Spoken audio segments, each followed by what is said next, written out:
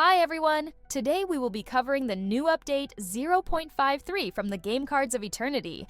We will watch and analyze all the new cards with some gameplay footage. Let's dive in and discover what are all the new cards. Don't forget to drop a comment about what you think about this update.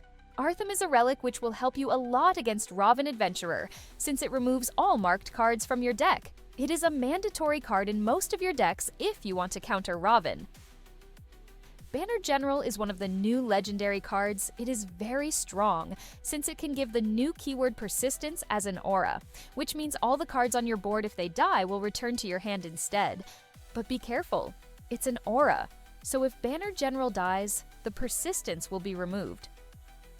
Fire Shield can become one of the best cards in the game, since it removes all negative effects like Shock, Plague, Poison, Bleed, Silence, and Shackle.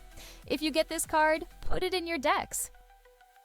Seize the Relic can be a good alternative to Oathbreaker, since it can steal the opponent relic. I tried this card a lot and it felt very nice, but I am still monitoring it. Feel free to try it and tell me if you think it's a mandatory card. High Inquisitor has the new keyword Foretold. It means it will always appear in your mulligan, the first card's choices you have at the start of a game. This card is very powerful, since it has good stats, 12 attacks and 12 health, but also it executes opponent units with 3 or less health when played.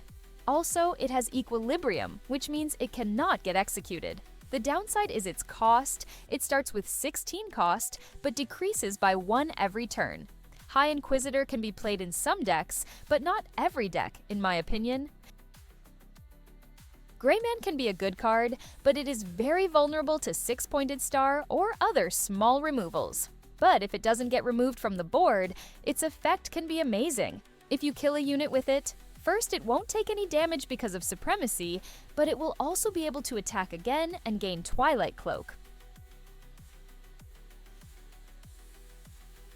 Milking Tears is one of the best removals in the game right now, but it only works against light and neutral creatures.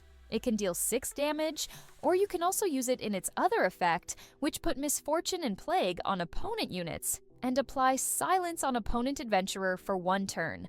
It can be very good as a finisher against Landfear, for example. Night Spears is one of my favorite card now, since it can reduce by 1 a shadow card in your hand if you kill an opponent unity with its effect, which is dealing 2 damage to light or neutral unit. It also has Bloodlust, so it can be useful. Illuminator is probably one of the best cards of this update. It can boost neutral cards by adding 3 attack and 1 health, if the units you want to boost on board don't attack this turn. You can easily grow a huge board with Illuminator. Ogier Gardener is also one of the best cards in this update. It is an 8 attack, 4 health for 6 cost, and it has Reincarnation and Equilibrium, which means it will be hard to be removed from the board. Turan is a good card since it reduces by 1 all light and neutral cards in your hand. Mandatory in some decks using light and neutral, or only neutral, in my opinion.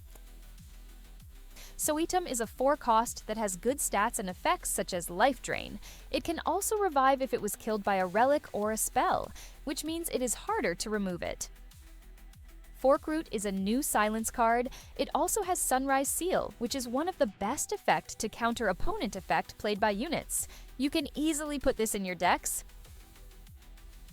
Dreamspike is a control card. While this relic is equipped, Noon can put a unit on the board or play a unit. It kinda freezes the board for 2 rounds. Crystal Vial is a good ad for decks that likes to redirect the damages. It can be good in control decks.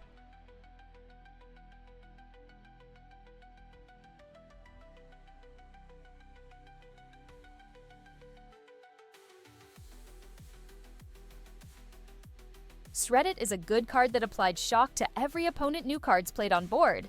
It can be very useful. I would recommend trying it and monitoring it. Corlm is a 1 cost that has many good keywords like Supremacy and Discipline. It also adds Misfortune on every attack, which makes it one of the best 1 cost in the game. Stick can be interesting since it creates a curse card in opponent's deck, which can be disrupting. Mindtrap Weaver is an interesting card also. It banish one card from opponent's hand at the start of your turn. But remember that the one that kills Mindtrap Weaver will get the banished cards, so you might either steal cards from your opponent, or he can get it back by killing it. Insect Infestation is a good control cards which applies poison and plague for 3 turns. It costs only 1 and can be very useful. Calling Lightning is a good spell to remove units. It deals 2 damage to every opponent units which doesn't have Twilight Cloak or Inquisitor's Dome, and it also deals damage to the opponent adventurer.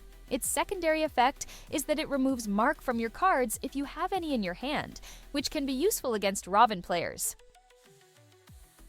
Seanchan Spy is also a good card against Robin, since it removes mark from 5 cards in your deck pile. It can also reshuffle opponent's hand and disturb its plan for the next turns. Sha'mad Conde is a good card in control decks, since it gives 5 maximum health to your adventurer when dying. It also has the new keyword Foretold, meaning it will always be in your first mulligan. And finally, the most legendary card above all, the new Shaidar Haran, which has a crazy effect called Aura of Dread, which means all units with less attack than Shaidar won't be able to attack while he is on board. It is an interesting legendary. This is the end of the video. Thank you for watching. If you have any questions or recommendations, feel free to post them into the comment section below. You can discuss these cards or the current meta and tell me what you think about these cards or other cards.